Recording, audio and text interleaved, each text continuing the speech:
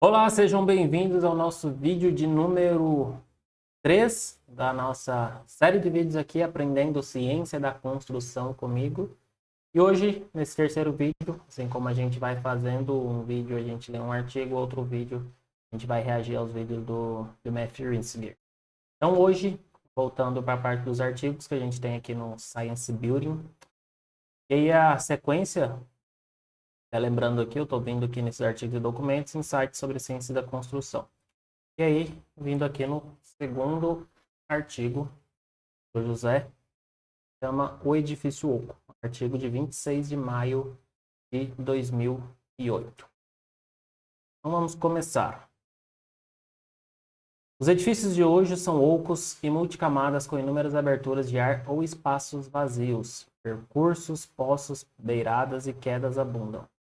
Tudo está conectado a tudo, mas normalmente de forma não intencional. Os edifícios são redes complexas de fluxo de ar tridimensionais. Não é bom. Os edifícios já foram sólidos e compartimentados. Eram pesados, maciços e caros, porque eram pesados e maciços. Pesados e maciços também nos restringiam de outras maneiras. Não podíamos ficar altos. Para economizar dinheiro, fizemos paredes leves para ficar altos. Fizemos paredes leves. Para fazer de paredes leves, nós fizemos ocas. Então, primeira introdução aqui, primeiro parágrafo, né, ele está lembrando época que, com certeza, que bem lá atrás, que construía até com pedras, né, deixava paredes bem maciças, pesadas, difíceis de trabalhar. E agora a tendência, né, ali, todos esses estudos de ciência e construção a gente sempre leva ali, né, são artigos dos Estados Unidos, né? Então hoje fazem paredes praticamente só de frame, né, que são paredes ocas, tem sempre aqueles vão abertos, porque os perfis estão um perto do outro. E tem o vão aberto, são paredes mais leves. Vamos entender aqui o ponto de vista dele. O que há de tão ruim em ocas? Os vazios permitem que o ar flua através do tecido dos edifícios modernos, resultando em redes de fluxo de ar que podem transportar umidade que impacta o desempenho de longo prazo dos materiais, capacidade de manutenção e a integridade estrutural, durabilidade. Eles também afetam o comportamento do edifício em um incêndio, propagação de fumaça e outros gases tóxicos, fornecimento de oxigênio, qualidade do ar interno, distribuição de poluentes e localização de reservas microbianas e uso de energia térmica. Então aqui um ponto que ele começa falando da umidade, né, que pode ter devido ao fluxo de ar que vai ter com essa parede oca, então essa umidade pode afetar a capacidade de manutenção e a durabilidade da construção.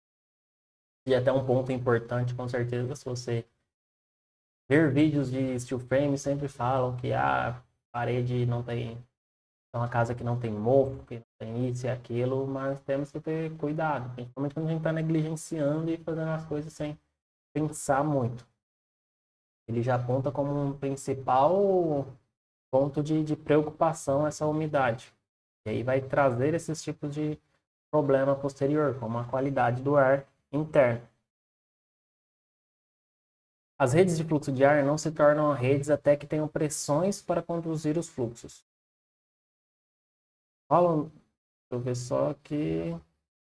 Hollow é o nome da pessoa mesmo. Hollow nos dá caminhos, mas caminhos por si só não levam a fluxos. No entanto, quando adicionamos ar-condicionado, nos sistemas de ar-condicionado baseado em ar, a vida fica interessante. Tendemos a tendência de acoplar acidentalmente sistemas mecânicos a gabinetes de construção, resultando em pressões dentro dos ocos de edifício. Então aqui ele levanta, né, que essas redes de fluxo de ar não se tornam redes até que tenhamos pressões para conduzir os fluxos. Mas, e com a utilização de ar condicionado, sistemas de condicionamento de ar interno, essas paredes ocas podem começar a se tornar interessantes. Dentro do edifício, as paredes são ocas e cheias de ar. Os pinos são de aço e perfurado. Quando cobertos por placas de gesso, esses pinos... Isso...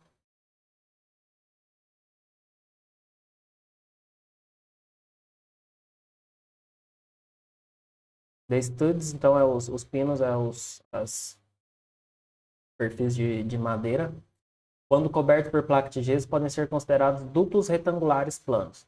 Quando são isolados com mantas de fibra de vidro, os dutos de parede têm um filtro ruim, que não faz quase nada para retardar o fluxo de ar.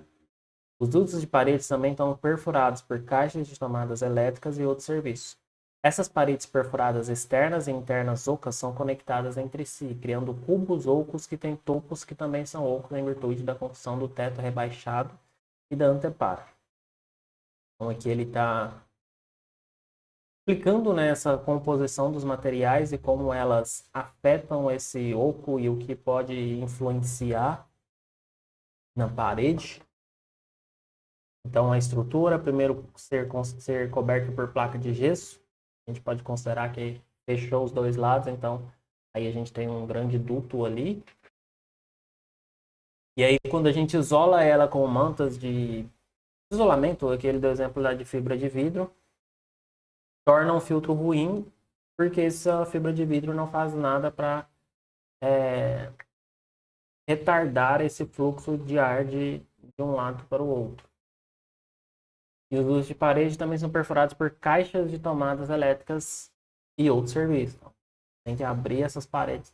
A gente criou a caixa ali, fechou com gesso, e depois a gente faz esses furos com caixas de tomadas e elétricas, conectando o lado externo com o lado interno, e a gente cria cubos ocos. A maioria dos tetos rebaixados são tipicamente plenos de retorno de ar, que agora sugam as laterais do cubo. As paredes internas e externas, a maioria dos tetos rebaixados são tipicamente plenos de retorno de ar, que agora sugam as laterais do cubo, paredes internas e externas. Quando adicionamos caminhos de perseguição horizontais e verticais, beirados e postos, temos o típico edifício de escritório moderno, hotel ou escola. Um sistema indeterminado clássico que as pessoas insistem em tentar modelar. Ainda mais inúteis são as tentativas de entender a contaminação microbiana nesses edifícios, fazendo a amostragem de ar para a mofo. Um exercício fútil se os caminhos e fluxos de ar não forem determinados e quantificados, algo que normalmente é impraticável de fazer e pode de fato ser impossível em muitos edifícios. Então aqui ele está explicando esse fluxo de ar que pode ter desde a parede até num entreforro ali que vai estar com essa abertura de ar também. Se ele estivesse no comando, proibiria os plenos de retorno de ar no teto rebaixado. Você sabe que o revestimento interno de gesso acartonado não se estende até a parte inferior do piso ou do sistema de telhado da maioria dos edifícios. Mesmo que se estenda, raramente é selado. Normalmente, falando aqui das construções do Brasil, a gente não tem esse costume de selar esses encontros, fechamento de parede, quando uma parede vai até em cima, o máximo que a gente fecha é até a região onde que vai começar o forro. Só um pouquinho, passa só um pouquinho, a gente passa, costume de passar um pouquinho a placa, só para dar altura para pôr a tabica e aí vir com o forro. Então a gente realmente cria esse fluxo de ar ali, porque tem uma abertura acima do, como se fosse na imagem aqui, a gente teria uma aberturazinha aqui entre o forro e a parede, e ainda tem essa passagem, esse fluxo.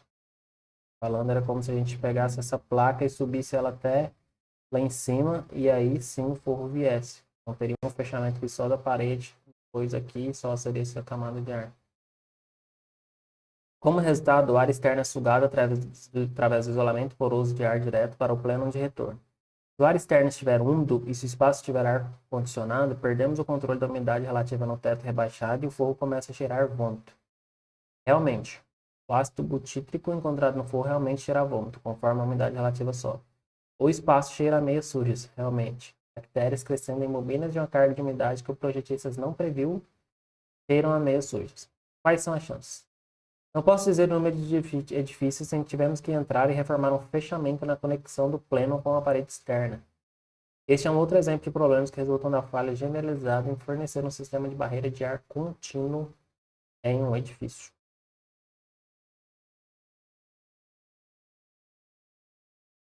Falta de fechamento. A placa de gesso não se estende até a parte inferior do conjunto do piso acima. Observe o isolamento descolorido devido ao efeito de filtragem da poeira retida enquanto o ar externo é puxado através do isolamento para um plano de retorno.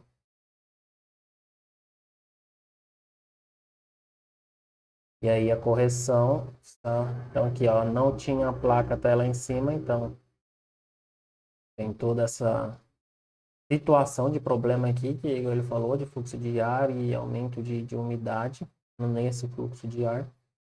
E aí, para fazer a correção, subiram com a placa até lá na parte inferior do piso de cima.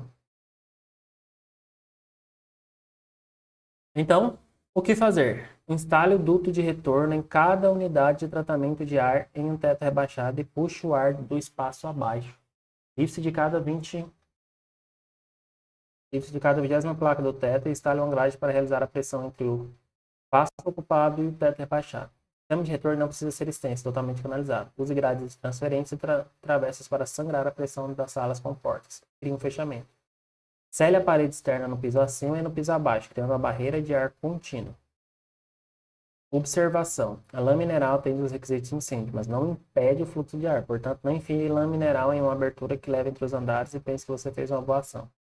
Uma mastica, ou selante ou classificação de incêndio precisam ser usados. Então, aqui ele recomendou o que fazer: instalar esse duto de tratamento de ar. Aqui, lá quando eu vejo os vídeos dos Estados Unidos, nos que pensam na ciência da construção, é comum em casa ter esse controle de qualidade do ar interno, ter esses sistemas de troca de ar e de entrada de ar com qualidade, né, com filtragem, para realmente ter esse controle que o ar interno é um ar bom, tranquilo ali para o pessoal respirar. Aqui a gente, eles costumam no máximo em hospitais, né, clínicas, essas coisas. Casas, pelo menos até as casas de alto padrão, eu nunca vi. Confesso que tenho muita vontade, principalmente depois que eu vi, de ter a oportunidade de ter uma casa de alto padrão, a gente dá essas possibilidades de analisar isso. Claro que tem outros fatores, a gente no Brasil é muito acostumado também de conviver com as janelas abertas, né, de abrir a janela, tudo isso. Então, questão de entendimento que teria que ter também, né, que a gente quer ter esse controle da qualidade do ar interno, a gente precisa de ter paredes mais seladas. E aí aqui ele até deu exemplo, né, da gente selar, clicou até para a gente selar até em cima para ter o controle desse fluxo de ar. Figura 2, desacoplamentos de tetos rebaixados e compartimentos de construção. Cria um fechamento estendendo a placa de gesso interna até a parte inferior do piso. Então aqui, ó, criou esse fechamento. Adiciona um duto de retorno de ar para as unidades de tratamento de ar e equaliza a pressão do ar entre o teto rebaixado e o espaço ocupado, adicionando grades no teto. Então aqui ele exemplificando as grades. A grade de transferência fornece um caminho para o ar de retorno em uma área comum que contém um retorno canalizado. O que pode ser desconcertante às vezes é que os dutos de parede ocos podem operar sob regimes de pressão de ar, que são amplamente dependentes das pressões de ar em ambos os lados deles. Considere um quarto de hotel com um duto de exaustão de banheiro localizado em um teto rebaixado em cima do banheiro. Não é prático selar esse duto hermeticamente, embora as tentativas sejam feitas. Quando esse duto vaza, ele puxa o ar do teto rebaixado, despressurizando. Esse teto rebaixado é conectado à parede divisória que separa as unidades e essa parede divisória se estende para o exterior. Essa parede divisória agora é um duto que puxa o ar do exterior e o fornece para o teto rebaixado. Se o ar externo for úmido e se o espaço for climatizado e se as paredes forem cobertas com papel de parede de vinil, teremos mofo. Quais são as chances? Então, figura 1, teto rebaixado. Fotografia 4, teto rebaixado conectado à parede interna, conectada à parede de descompressão, conectada à externa.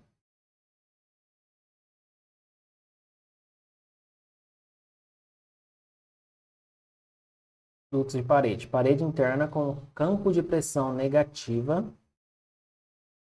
criado pelo acoplamento acidental do sistema HVAC, ou exaustores da cavidade da parede, cria um caminho para o ar externo entrar nas cavidades intersticiais do edifício. Trajeto de fluxo do quarto de hotel.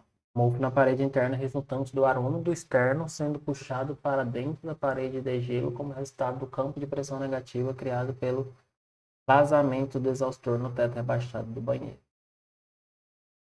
Detalhes parecem bobos, mas olha. Simples exaustor. Então, o que fazer neste caso? Fornecer uma barreira de ar contínua na parede externa. Adicione uma grade em uma parede interna que limite o teto rebaixado perto do teto, onde esta parede interna se conecta à parede de desmoldagem para sangrar a pressão, para que um campo de pressão negativa não seja configurado na parede de desmoldagem. Não adicione uma grade para sangrar a pressão na parede de desmoldagem, pois isso fará com que a cabeça dos engenheiros de proteção contra incêndio exploda, bem como violará a classificação de fumaça e fogo da montagem. E assim não instale revestimentos de parede. E sim. Não instale revestimentos de parede de vinil. Ainda não terminamos com os hotéis. Fanquils e manipuladores de ar suspensos em tetos em gabinetes de placas de gesso me dão ausia. Essa unidade tem um duto de espremento, na verdade uma manga curta que se estende da unidade só para ar para dentro do cômodo.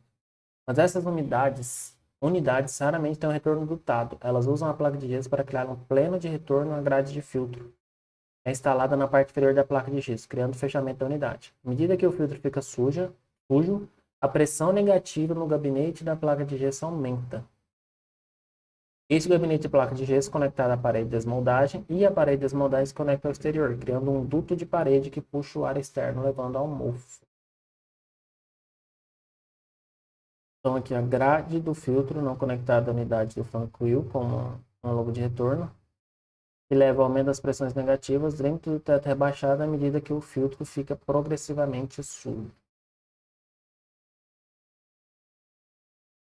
Paredes internas que se conectam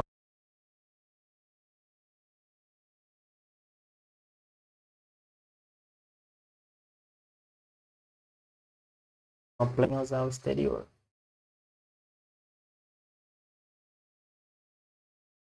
Mofo na parede de desmoldagem devido ao acoplamento do plano de retorno da unidade fanquil à parede de desmoldagem, criando um caminho de fluxo entre o exterior e o interior.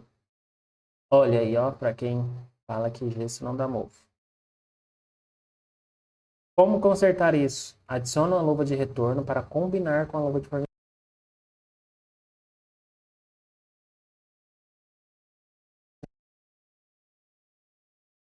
de ar. Essa grade pode ser pequena, 4 polegadas por 8 polegadas, e pode estar no teto do gabinete ao redor da unidade, bem ao lado da grade do fio de retorno. Não a instale na parede de desmoldagem. Sim, não instale revestimentos de parede de vinil. Deixe-me também dizer o que não funciona. Estender a placa de gesso externa além da parede de desmoldagem onde ela cruza a parede externa para fornecer uma barreira de ar. Em teoria, essa barreira de ar deveria funcionar, mas na prática não funciona, pois não conseguimos que a placa de gesso seja suficientemente hermética. O campo de pressão negativa também precisa ser eliminado. Livrar-se da conexão da parede interna com a externa é uma ideia muito boa, mas por si só não é suficiente.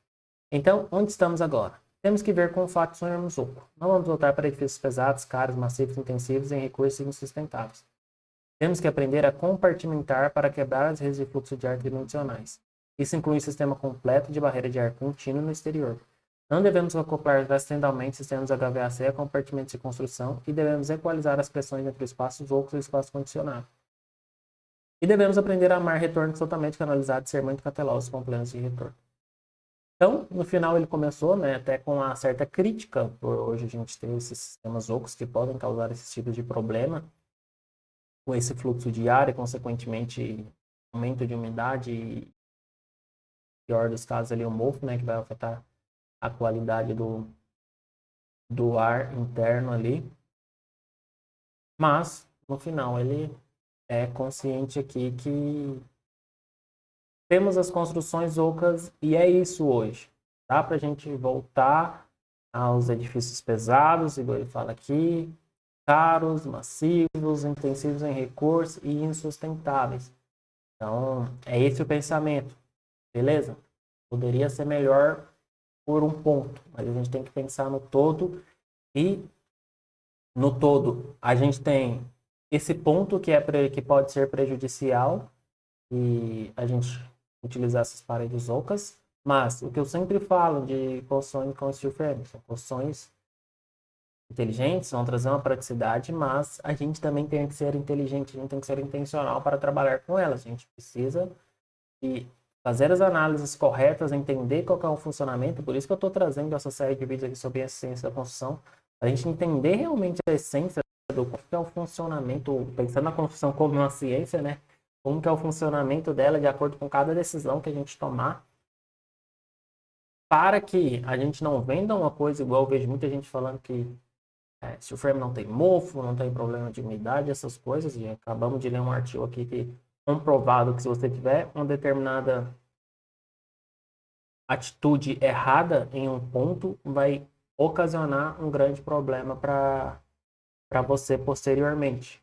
Então, mas isso não é, nossa, então acontece isso, não vou construir com steel frame. Não, vamos olhar a essência. A essência precisa ser entendido como é o funcionamento, de novo, por isso estamos fazendo aqui essa série de vídeos.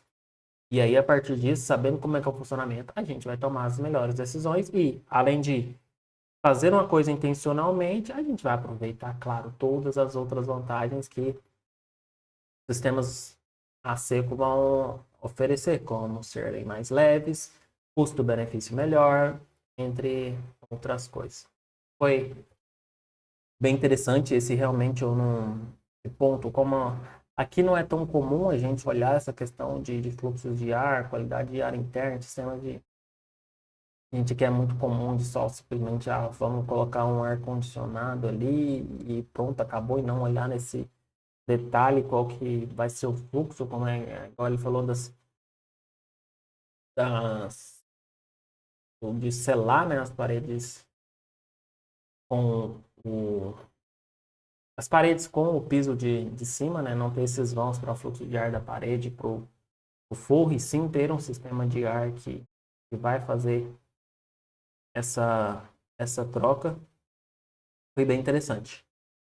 Espero que vocês tenham gostado, né, desse vídeo 2 nosso, por mais, de novo, por mais que não seja algo tão comum nosso, vai ficando, a gente tem que ter a consciência que vai ficando algo no nosso subconsciente, até para a gente pensar melhor e tomar decisões mais assertivas nos detalhes da obra, que eu acho que é importante a gente ver isso e, beleza, a gente no sistema de armas, então vamos pensar aqui com o que a gente utiliza, que vai ser a melhor solução aqui para a gente não ter algum tipo de determinado tipo de problema. Se você ainda não é inscrito no nosso canal, se inscreva no nosso canal, deixe seu comentário sobre esse vídeo, que você pensa sobre isso, né? Essas análises de fluxo de ar, você acha que realmente é algo que está muito longe da nossa realidade ou não, talvez, sei lá, você já tenha tido esse tipo de problema e se tivesse sido pensado antes, ter tido análises como essa, se não poderia ser diferente na sua casa ou poder até resolver agora o problema.